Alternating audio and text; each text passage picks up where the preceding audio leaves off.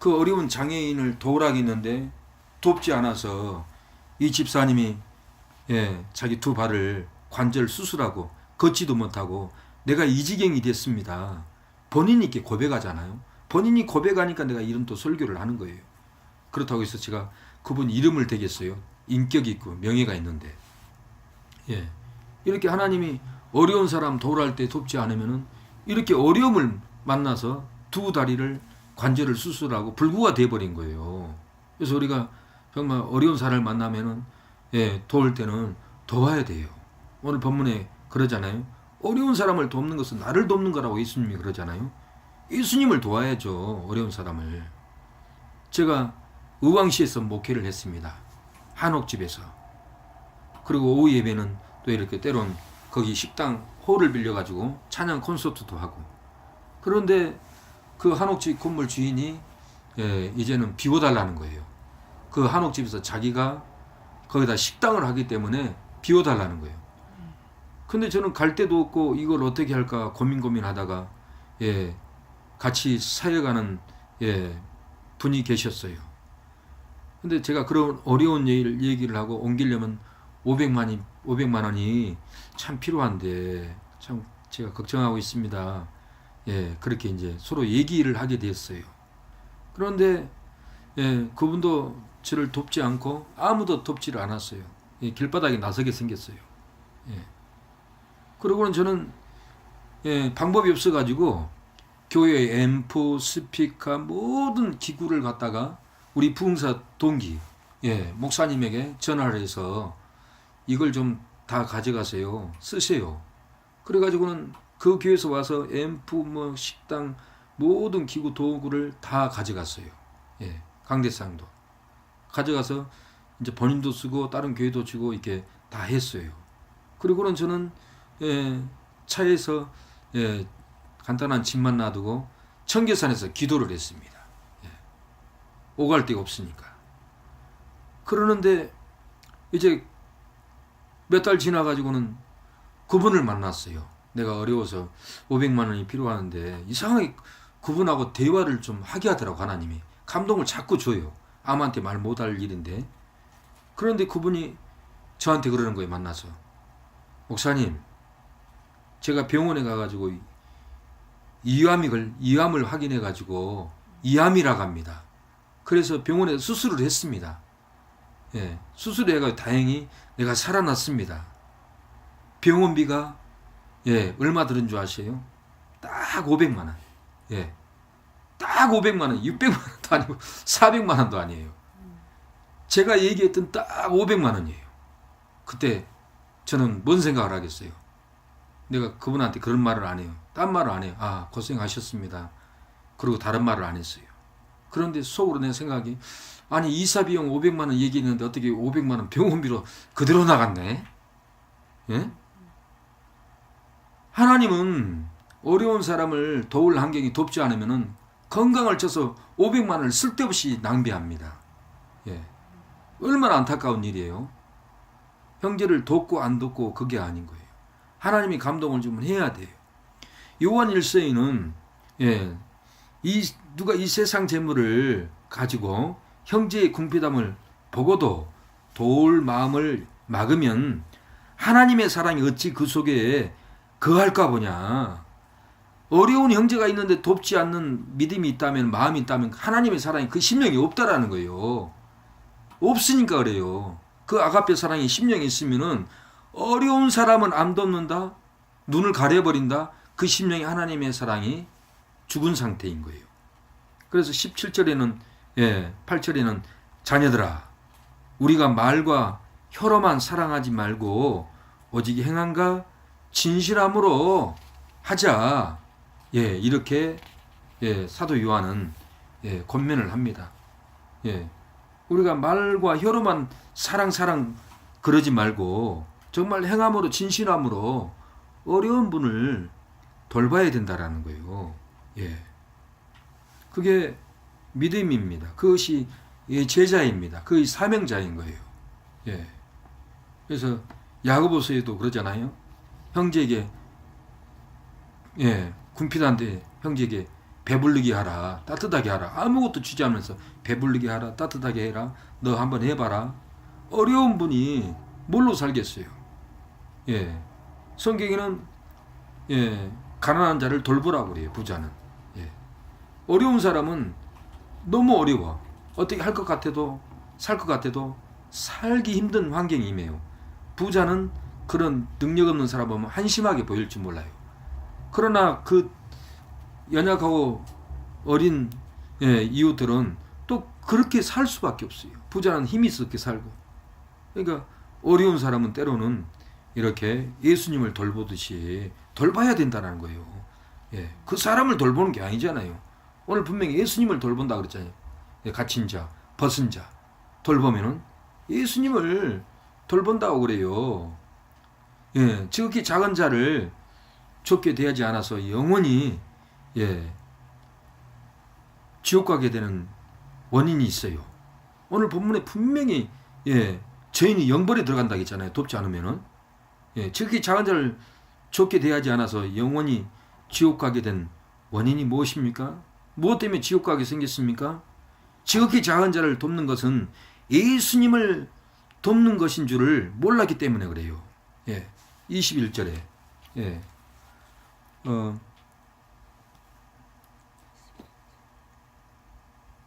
예, 21절이 아니라 예, 45절에 예, 중반절에 보면 지극히 작은 자 하나에게 하지 아니한 것이 곧 내게 하지 아니했다고 그러잖아요. 그러죠? 예. 그런 거예요, 이게. 예. 그러니까 지극히 작은 자를 돕는 것은 예수님을 돕는 것인 줄 몰랐기 때문에 그래요. 예. 지극히 작은 자를 무시하고 지극히 작은 일에 충성하지 않기 때문에 그렇습니다. 그래서 21절은 그 주인이 이르되 잘하였도다 착하고 충성된 종아 내가 작은 일에 충성하였음에 내가 많은 것으로 내게 맡기리니 내 주인의 즐거움에 참여할지어다. 예, 이렇게 착하고 충성된 종아 작은 일에 충성했다 하잖아요. 작은 일에 충성했기 때문에 내가 많은 것으로 내게 맡긴다 하잖아요. 내 주인의 즐거움에 참여한다 하잖아요. 지극히 작은 자를 무시하면 안 됩니다. 지극히 작은 일에 충성해서 예, 지극히 작은 자를 돕는 것은 예수님을 돌본 것을 예, 알아야 합니다. 참 이 사명을 감당하다 보면 별일이 다 있어요.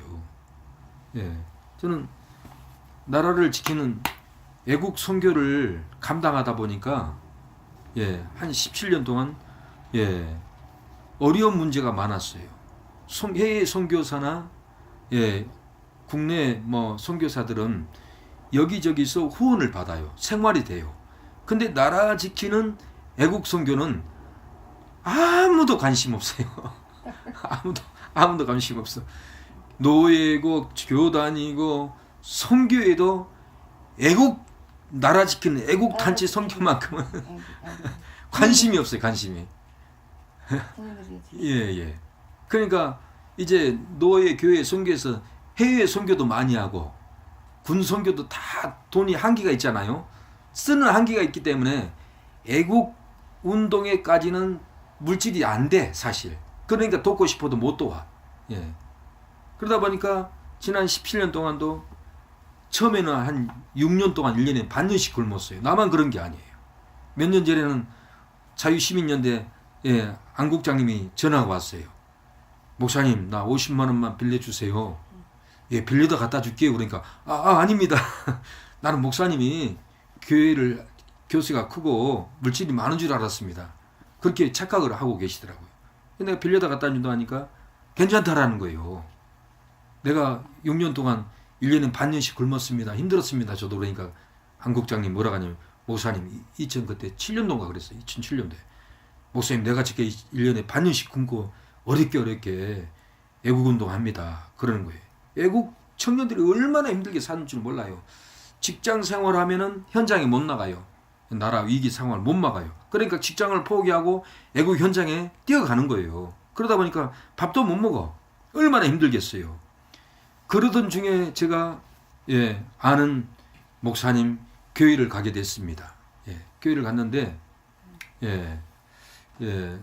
그 교회에서 이제 식사도 하고 내 상황을 알아요. 교회를 월세를 못 내고 있을 것도 없어가지고 차에서 자고 산에서 기도한 줄 알아요.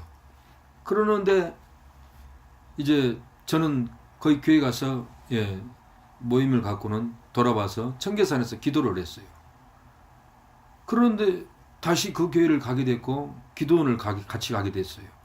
가면서 그러는 거예요. 목사님 그때 왔다 갔잖아요. 왔다 간 다음에 옥상에 그 조립식으로 식당을 했습니다. 내가 식당, 교회 식당을. 교회 식당을 했는데 그것이 다 불나버렸대요. 그래서 깜짝 놀랐어요. 아, 세상에 어떻게 불났지? 아니 어떻게 이렇게 전기가 누전돼 가지고 불이 났을까? 제가 걱정을 하게 됐어요. 근데 그 목사님은 그 얘기를 하지만은 내가 뭔 생각을 하겠어요. 애국운동하는 이 박길수 목사가 그렇게 어려운데 힘든데 덥지도 않고 세상에 그러니 하나님이 뭔가 깨닫게 하려고 그런가 보다. 그런 마음이 오르는 거예요. 참새 한 마리라도 하나님이 허락해야 떨어지잖아요. 머리카락 하나도 하나님이 허락해야 떨어지잖아요. 머리카락을 다 세신받으신 하나님이잖아요. 그러니까 어려운 형제, 어려운 목사를 만나면은 해도 되고 안 해도 되고 그런 게 아니에요. 오늘 본문에 벗은 자, 가난한 자 돌본 것이 나를 돌본 거라고 하잖아요. 예수님을 돌본 거라고 하잖아요. 그래서 너에게 상급이 있다고 하잖아요. 근데 오른편에 있는 자들, 왼편에 있는 자들은 갇힌 자, 벗은 자를 돌보지 않는 것이 나를 돌보지 않는 거다. 그러면서 저희는 영벌에, 의인들은 영생에 들어간다고 오늘 이렇게 얘기하잖아요. 이것은 거듭나지 않는 행동이에요. 성령을 받지 않는 행동이라는 거예요. 지식으로만 신앙생활을 하기 때문에 이렇게 외면하는 거예요. 그래서 불나는 거예요. 예수님께 붙어 있는 게 아니에요. 떨어져 있는 거예요. 신앙이 말라 있는 상태예요. 그 얘기를 예수님이 합니다. 그래서 마른 신앙은 다 불태워버린다. 예수님이 분명히 얘기하잖아요. 가지는. 요한복음 15장 6절. 제가 읽어볼까요? 사람이 내 안에 거하지 아니하면 가지처럼 밖에 버려져 마르나니 사람들이 그것을 모아다가 불에 던져 사른다. 사른다고 그러잖아요. 불에 던져서 살라버린다라는 거예요. 예수님 나무에 가지에 붙어있지 않으면 말라요. 신앙이 말라요. 인정이 말라요. 돕고 싶은 마음이 없어요. 간파해요. 굶어 죽든지 길바닥에 자든지 차에 자든지 너는 나하고는 상관없다. 연단을 받아야 된다. 그리고는 다 외면을 해버린 거예요. 신앙이 말라있다는 거예요. 결국은 자기들이 불날 것을 몰라요. 그래서 불나버리잖아요. 옥상에. 이거 됩니까? 우리는 정말 예수님을 돕듯이 어려운 분들을 돌봐야 됩니다. 이 지극히 작은 자를 무시하고 지극히 작은 일에 충성하지 않습니다. 왜 지극히 작은 자를 돕는 것을 예수님을 돕는 것인 줄 몰랐습니까? 지극히 작은 자를 영접하는 것은 예수님을 영접하는 열매인 줄을 몰랐기 때문에 그렇습니다. 예수님을 영접하는 열매인 거예요. 그래서 우리가 아주 지극히 작은 자를 영접해야 됩니다. 도와야 됩니다. 외면하면 안 돼요. 외면하면 하나님이 기뻐하겠어요? 이 마태복음 18장 5절에 보니까 어린아이들이 예수님 곁으로 왔어요. 근데 뒤에 어른들이 어린아이들은 저리 가라. 오지 못하겠어요. 근데 예수님이 뭐라고 그랬어요? 어린아이와 같은 5절에 보니까 누구든지 내 이름으로 이런 아이 하나를 영접하면 곧 나를 영접함이니 누구든지 나를 믿는 이 소자 중 하나를 실족해 하면 차라리 연자 맷돌을 그 목에 달리우고 깊은 바다에 빠뜨리우는 것이 나으니라.